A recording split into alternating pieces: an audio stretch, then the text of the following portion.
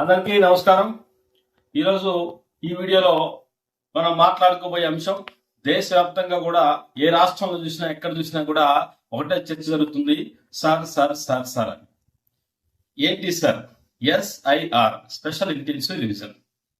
దేని మీద రివిజన్ చేస్తున్నారు? భారతదేశంలో ఉన్నటువంటి ఓటర్లలో సవరణలు చేస్తున్నారు. ఓటర్ల జాబితాలో సవరణలు చేస్తున్నారు. ఇది ఎందుకింత వివాదాస్పదమైంది, ఎందుకింత జాతీయ దేశం మొత్తం చర్చించుకునే అంశం అయింది అంటే, మనం చూస్తున్న వార్తలు అక్కడక్కడ పశ్చిమ బెంగాల్లో 90 లక్షల ఓట్లు పోయినాయి అన్న, తమిళనాడులో 90 లక్షల ఓట్లు పోయినాయి, బీహార్లో 70 లక్షల ఓట్లు పోయినాయి, కేరళలో 20-30 లక్షల ఓట్లు పోయినాయి అని చెప్పేసి ఇట్లా ఎలక్షన్ జరిగిన రాష్ట్రాల్లో మనకి ఈ సంఖ్య బయటకు వస్తుంది. వాస్తవానికి ఎలక్షన్ జరగని రాష్ట్రాల్లో కూడా చాలా చోట్ల, ఇప్పుడు ఉత్తరప్రదేశ్ లో దాదాపు మనకు అందుతున్న సమాచారం ప్రకారం అయితే ఉత్తరప్రదేశ్ నుంచిలో ఉత్తరప్రదేశ్ స్టేట్ లోనే 2,80,00,000 ఓట్లు పోయినాయని చెప్పేసి చెప్తున్నారు. అలాగే రాజస్థాన్ లో, మధ్యప్రదేశ్ లో ఇక్కడ కూడా ఈ సార్ కార్యక్రమం దేశవ్యాప్తంగా జరుగుతుంది. ఇప్పుడు మన తెలంగాణలో స్టార్ట్ అయింది. అలాగే ఈ రోజు కొన్ని రాష్ట్రాల్లో కూడా స్టార్ట్ అయింది. మరి ఎందుకు ఓట్లు పోతున్నాయి? వాటిని పోకుండా జాగ్రత్త పడటం ఎట్లా? అసలు ఈసారి ఎందుకు చేస్తున్నారు? ఇక్కడ ఒక్క విషయం మనం స్పష్టంగా గుర్తుపెట్టుకోవాల్సింది ఏంటంటే, భారత రాజ్యాంగం మనకి ఇచ్చినటువంటి గొప్ప అవకాశం ప్రజాస్వామ్యంలో ఏంటంటే ఓటు. ఒక అంబానీకైనా, అడుగు తినేవాడికైనా, ముఖేష్ అంబానీకైనా, ముష్టోడికైనా సమానంగా ఉండేది ఓటుకే. ఎవరైనా సరే ఖచ్చితంగా ఆ ప్రిసైడింగ్ ఆఫీసర్ దగ్గరికి వెళ్ళి సంతకం పెట్టి రాష్ట్ర పద్ధతిలో ఓటు వేయాల్సిందే. ఇక్కడ ఈక్వాలిటీ 100% ఉన్నటువంటి అంశాలు ఇది ఒకటి.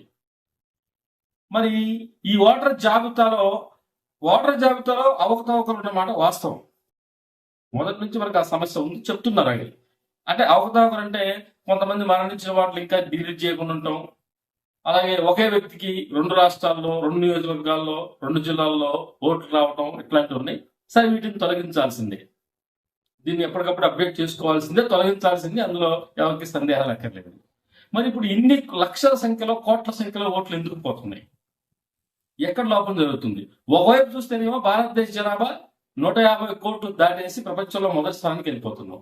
ఓటర్ లిస్టుకు వచ్చేసరికి కోట్లలో ఓట్లు పోతున్నాయి. ఇప్పుడు కొన్ని సమాచారం ప్రకారం దాదాపు ఒక 7-8 కోట్ల ఓట్లు పోయినట్టు మనకు అంచనా ఉంది. ఇప్పుడు జరిగిన రాష్ట్రాల్లో కలిపితే. అంటే ఇంకా జరగబోయే రాష్ట్రాలు లెక్కేసుకుంటే దాదాపు 10-15 కోట్ల ఓట్లు కూడా పోయే అవకాశం ఉంది.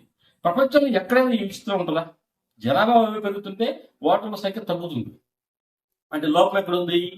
మరణించిన వాటి తొలగించకపోవటం, ఒకే వ్యక్తికి 2-3 చోట్ల, 4-5 చోట్ల ఉంటాం, ఫారెన్ లో ఉన్న వ్యక్తులకు ఓట్లు ఉంటాం, ఇట్లాంటివి తీసేయాలి. తీసేస్తే ఎంత పోతాయి అంటే, ఈ స్థాయిలో పోవడానికి అసలు కారణం ఏంటి? ఇవి తీసేసినా కానీ ఇన్ని కోట్ల సంఖ్యలో ఓట్లు పోకూడదు కూడా. అయినా ఎందుకు పోతున్నాయి అని అంటే, అక్కడ ప్రధాన కారణం ఏంటంటే సరైనటువంటి అవేర్నెస్ లేదు. ఇప్పుడు ఇంకొక పాయింట్ మనకు స్పష్టంగా అర్థమవుతుంది ఏంటంటే, ఆ పోయిన ఓట్లు ఎవరైనా ఉంటుంది అంటే ఎక్కువ సంఖ్యలో వలస కార్మికులు. అంటే ఇప్పుడు ఉదాహరణకి బీహార్ లాంటి ప్రాంతాల్లో, ఉత్తరప్రదేశ్ లాంటి ప్రాంతాలలో అక్కడ నుంచి మైగ్రేట్ అయ్యి డిఫరెంట్ స్టేట్కి వెళ్ళి వాళ్ళు చిన్న చిన్న పనులు చేసుకుంటుంటారు. వాళ్ళకి అసలు ఈ విషయం, ఈ ఓటు పోతుందన్న విషయం తెలిసే టైంకి అక్కడ టైం అయిపోతుంది. అంటే వాళ్ళు ఎన్రోల్ చేసుకొని మంచి దాన్ని ఫామ్ పెట్టుకుని అప్లై చేసుకునే ప్రాసెస్ జరిగే టైంకి వాళ్ళు ఆ సమాచారం లోపం వల్ల, సరైన ప్రచారం లేకపోవడం వల్ల కొంత ఓటు పోతున్నారు. అదే పశ్చిమ బెంగాల్లో మహిళల ఓటు కూడా పెరిగి అంటున్నారు. మనకు అప్పుడు ఎలక్షన్ టైంలో చాలా ఈ మాట వినిపించింది, పశ్చిమ బెంగాల్ ఎలక్షన్ టైంలో. అంటే ఏంటి? సరే, కొంతమంది ఎట్లాగూ ఓటేయడానికే, కొంత అత్యంత ధనవంతులు, రిచ్ పీపుల్స్ ఓటేయడానికే రారు. ఇప్పుడు నగరాల ఓట్ల శాతానికి, పోలైన ఓట్ల శాతానికి, గ్రామాల ఓట్ల శాతానికి తేడా తెలుస్తుంది కదా. గ్రామాల్లో 90%, 80% ఓట్లు పోలేని సందర్భాలు మనం చూస్తుంటాం. కానీ నగరాలకు వచ్చేది 35కి, 45కి, 50కి పడిపోతుంటారు. అంటే చాలా చోట్ల సంపన్న వర్గాలు ఓటుకు దూరంగానే ఉంటున్నాయి. అదొక కారణంగా చెప్పుకోవచ్చు. అంటే ఓటు ఎన్రోల్ చేయించుకుంటారు కానీ ఓట్లో పాల్గొన్నారు అనమాట. అట్లా కూడా ఉంటుంది. అసలు కొంతమంది ఎన్రోల్ చేయించుకోరు, కొంతమంది విదేశాల్లో ఉంటున్నారు, కొంతమంది పక్క రాష్ట్రాల్లో ఉంటున్నారు, రాలేకపోతున్నారు. సరే, ఓటింగ్ జరిగేటప్పుడు ప్రక్రియ ఇది. ఇప్పుడు ఏంటి? ఇట్లా ఒక్కసారి ఓటుకుపోతే మెల్లమెల్లగా దీన్ని ఏం చేస్తున్నారంటే కొన్ని కేంద్ర ప్రభుత్వ పథకాలకి కొన్ని చోట్ల రాష్ట్ర ప్రభుత్వ పథకాలు కూడా అప్లై చేస్తున్నారు.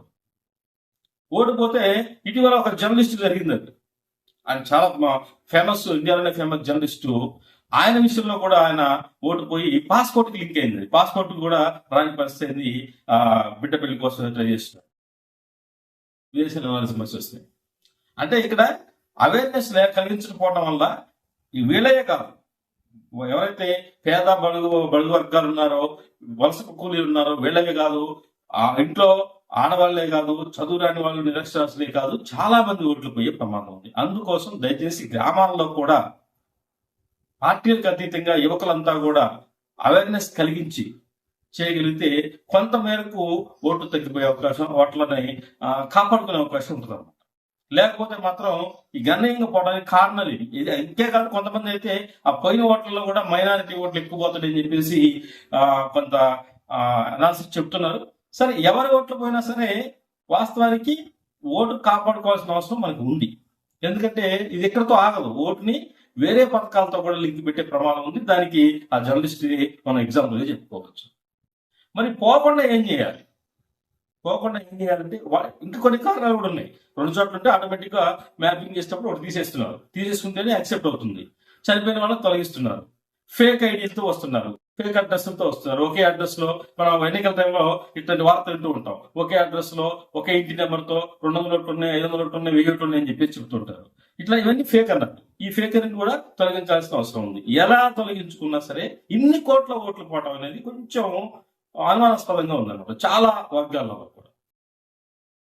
వాస్తవం చెప్పాలంటే డబుల్ ఓటింగ్ ఉందంటే ఆన్లైన్ లో దీనికి ఇంత ప్రాసెస్ కూడా అక్కర్లేదు. 2002 జాబితా తీసి ఇప్పుడు ఎలా చేస్తున్నారు ప్రాసెస్? 2002 ఓటర్ జాబితా ఇస్తున్నారు. ఆ ఓటర్ జాబితాలో తండ్రి పేరు లేదా 2002లో ఓటు కలిగి ఉంటే వాళ్ళ పేరు ఉంటే ఆ నెంబర్ మళ్ళీ పెట్టేసుకొని కాలం 1, కాలం 2, కాలం 3లో వాటిని నింపేసేసి సైన్ చేసి ఫోటో, కొత్త లేటెస్ట్ ఫోటో పెట్టేసి పెట్టాలని చెప్పేస్తున్నారు. అందులో కూడా ఏమవుతున్నాయి? పేరు తప్పులు, లేకపోతే సర్నేమ్ తప్పులు, లేకపోతే ఇంటి నెంబర్ మార్పులు, ఈ అప్డేట్ కావట్లేదు. వీటిని కూడా అప్డేట్ చేసుకోవాలి.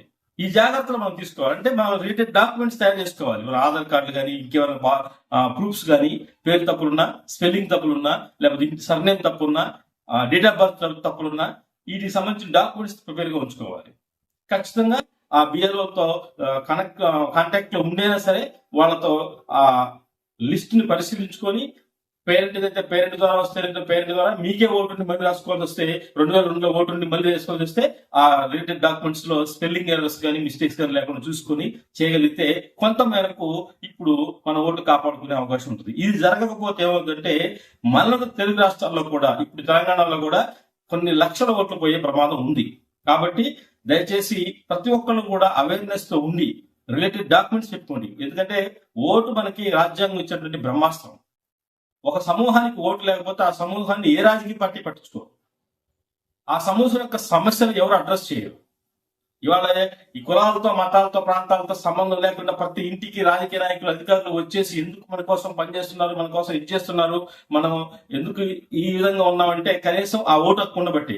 ఆ ఓటు హక్కే పోస్తే కొన్ని వర్గాలు, కొన్ని సమూహాలు పూర్తిగా ఓటును కోల్పోతే వాళ్ళకి ప్రభుత్వం తరఫున రిప్రజెంటేషన్ కూడా ఉండదు, వాళ్ళకి కనీసం గుర్తింపు ఉండదు, ఏ రాజకీయ పార్టీలు కూడా వాళ్ళ దగ్గరికి పోవు. కాబట్టి ప్రతి వ్యక్తి కూడా ఏం చేయాలంటే ఇప్పుడు ఉన్నటువంటి ఈ ఏదైతే సర్ కార్యక్రమం తెలంగాణలో జరుగుతుందో పర్టికులర్ గా ప్రతి వ్యక్తి కూడా దానికి సంబంధించిన పత్రాలు తయారు చేసుకొని, దానికి సంబంధించిన అవేర్నెస్ ఏర్పాటు చేసుకొని, కొన్ని జాగ్రత్తలు తీసుకొని, ఆ స్పెల్లింగ్ మిస్టేక్స్ కానీ లేకపోతే అడ్రస్ లో చేంజెస్ కానీ ఉంటే వాటిని అప్డేట్ చేసుకొని రిలేటెడ్ డాక్యుమెంట్స్ అన్ని దగ్గర పెట్టుకుంటే తప్ప మనం ఈ కొన్ని జాగ్రత్తలు తీసుకోకపోతే మన ఓటును కూడా మనం పోగొట్టుకోవాల్సి వస్తుంది. మళ్ళీ అది రావాలంటే కూడా చాలా క్లిష్టంగా ఉంది ప్రాసెస్. రావాలంటే కూడా ఒకసారి వాళ్ళు ఫిల్ చేసి డ్రాఫ్ట్ రిలీజ్ చేసిన తర్వాత ఒక పొరపాటున ఓడిపోయిందంటే అసలు మళ్ళీ ఓటు రావాలంటే కూడా చాలా పెద్ద ప్రాసెస్ జరిగే ఇది ఉంది. కాబట్టి దయచేసి అందరూ కూడా అవేర్నెస్ తో ఉండి మీ ఆ బిఎల్ఓలు వచ్చినప్పుడు మంచి క్లియర్ ఇన్ఫర్మేషన్ ఇచ్చే విధంగా స్పష్టంగా ఇన్ఫర్మేషన్ ఇచ్చేసి ఆ 1, 2, 3 3 కాలమ్స్ లో కూడా చాలా జాగ్రత్తగా నింపి, ఒకవేళ 2002 కంటే ఓటు ముందు ఆ టైంలో ఓటు లేని వాళ్ళు ఉంటే వాళ్ళ పేరెంట్ ఓటు, ఐడి నెంబర్ అందులో ఉంటాయి చూసుకొని, ఆ సీరియల్ నెంబరు, బూత్ నెంబర్ అవన్నీ కరెక్ట్ గా రాసుకొని, సర్నేమ్, అడ్రస్ కూడా సరిగ్గా అప్డేట్ చేసుకొని, ఒక అప్డేట్ లేకపోతే రిలేటెడ్ డాక్యుమెంట్ దగ్గర పెట్టుకుంటే ఈ కొంతవరకు మనం జాగ్రత్తగా ఉండగలిగితే ఈ మన ఓటుని మనం కాపాడుకోగలుగుతాం. అలా ఓటు కాపాడుకోవాలని చెప్పేసి అందరినీ కోరుకుంటూ సెలవు తీసుకుంటున్నాను. ధన్యవాదాలు.